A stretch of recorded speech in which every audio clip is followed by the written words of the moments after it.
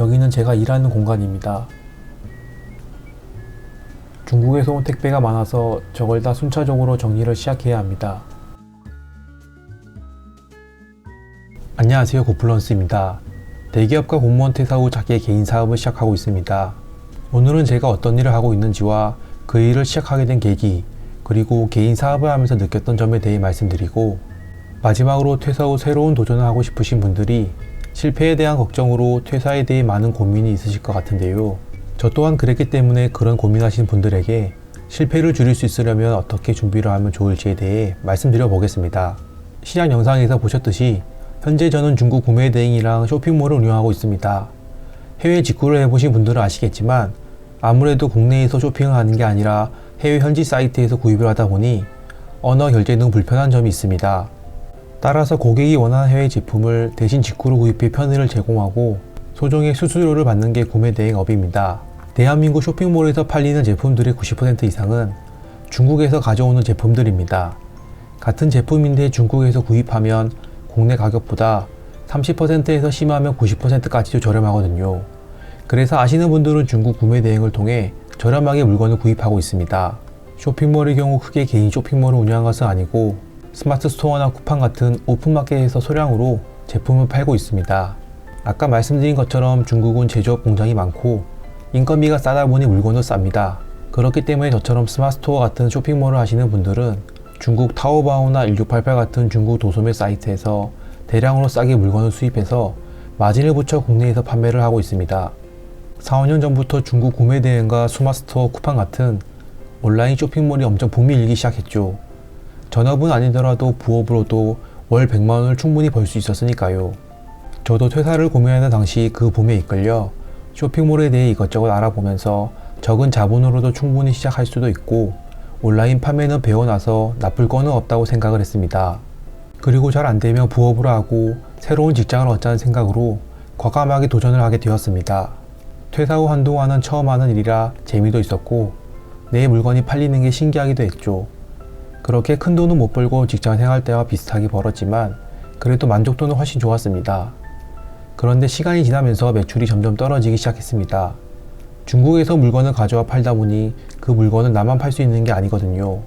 내가 재빠르게 어떤 제품을 소싱해서 열심히 팔고 있다 보면 금방 경쟁자들이 같은 물품을 저렴한 가격으로 판매를 하다 보니 점점 매출이 줄어들게 됩니다. 그 결과 매출을 늘려줄 또 다른 제품을 찾아야 해서 끝없는 상품 소싱 지옥에 빠지게 되고 잘 안되는 경우 결국 사업을 접게 되는 거죠. 여기서 제가 드리고 싶은 말씀은 우리는 퇴사 전 어떤 사업을 하기 전에 진입장벽에 대해 고민을 해보자는 겁니다. 지금 시대는 온라인으로 어떤 것을 배우고 정보를 얻을 수 있는 좋은 플랫폼들이 너무 많습니다. 이런 플랫폼에서 돈을 주고 강의를 듣는다는 것은 그 사람이 시간과 비용을 투입해 힘들게 얻은 경험을 돈 주고 짧은 시간에 습득할 수 있으니 긍정적인 측면도 있습니다. 하지만 반대로 내가 쉽게 정보를 얻는 만큼 남들도 쉽게 그 정보를 얻을 수 있다는 거죠. 이처럼 누구나 쉽게 정보를 얻고 배울 수 있게 되면 그 정보와 관련된 시장은 진입장벽이 낮아져 경쟁이 심화되고 평범하게 해서는 점점 시장에서 살아남기 힘들어지게 됩니다. 위에서 말한 제가 지금 하고 있는 쇼핑몰의 경우도 여러 플랫폼에서 스마트 스토어로 월 100만원 벌기 같은 수많은 강의가 있고 부업으로 해도 될 만큼 누구나 쉽게 접근할 수 있는 진입장벽이 낮은 사업입니다.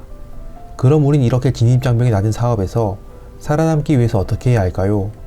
바로 남들과 차별을 줄 수 있는 본인만의 플러스 알파가 있어야 합니다. 예를 들어 쇼핑몰의 경우 플러스 알파는 내가 미친 아이템 소싱 능력이 있어서 소싱 지옥 속에서도 계속해서 히트를 칠 수 있는 아이템을 발굴할 수 있는 능력이 있거나 아니면 상품을 브랜드화해서 남들과 차별점을 두어 동일 제품으로 경쟁자가 따라붙지 못하게 나만의 제품을 파는 것이 될 수 있겠죠. 쇼핑몰 뿐만 아니라 모든 진입장벽이 낮은 사업에서 살아남기 위해서는 평범하게 해서는 안되고 남들과 다른 플러스 알파가 있어야 한다는 거죠.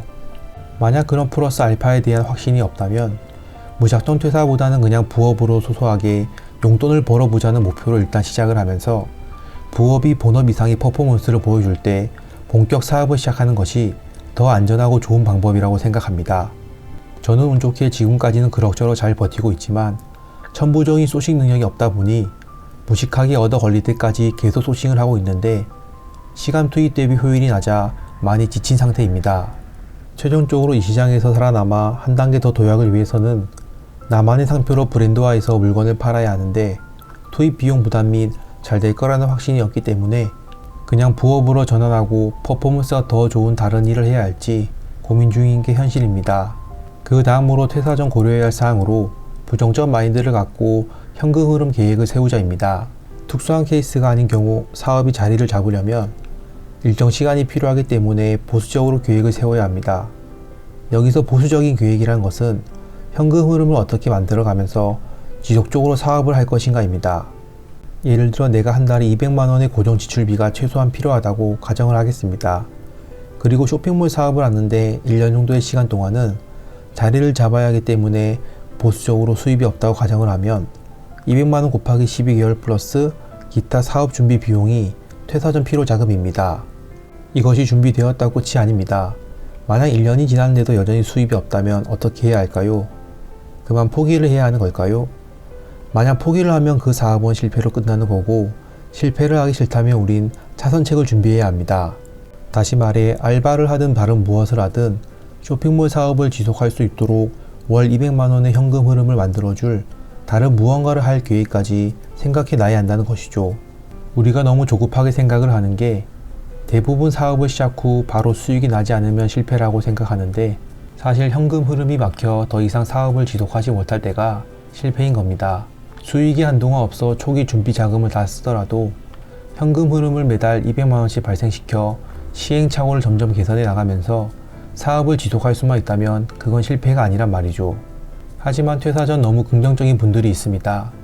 쇼핑몰의 경우도 주변 플랫폼이나 기타 매체에서 잘된 사례들만 보여주다 보니 단순하게 어떤 아이템을 팔면 대박 나겠는데 라고 너무 쉽게 생각을 합니다.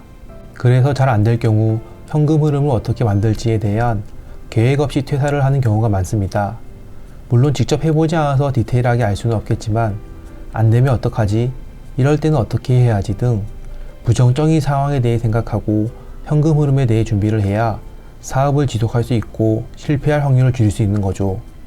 지금까지 제가 퇴사 후 하고 있는 일과 그 일을 하면서 느꼈던 점, 그리고 우리가 퇴사 전 어떤 마인드로 준비를 하면 좋을지에 대해 이야기를 나누어 보았습니다. 직장 생활이든 개인 사업이든 매일매일이 쉽지 않은 것 같습니다. 저 또한 앞으로도 험난한 여전일 것 같지만 그래도 이겨내고 살아가야 하니까 오늘 하루도 열심히 살려고 합니다. 힘든 시국에 새로운 것에 도전하시는 모든 분들께 좋은 일만 가득하시길 기원합니다. 다음번에도 더 좋은 영상으로 찾아오겠습니다. 구독과 좋아요 터치 하나로도 다음 영상을 만드는 데 정말 큰 힘이 되니까 마음에 드셨다면 구독과 좋아요, 알림 부탁드립니다. 감사합니다.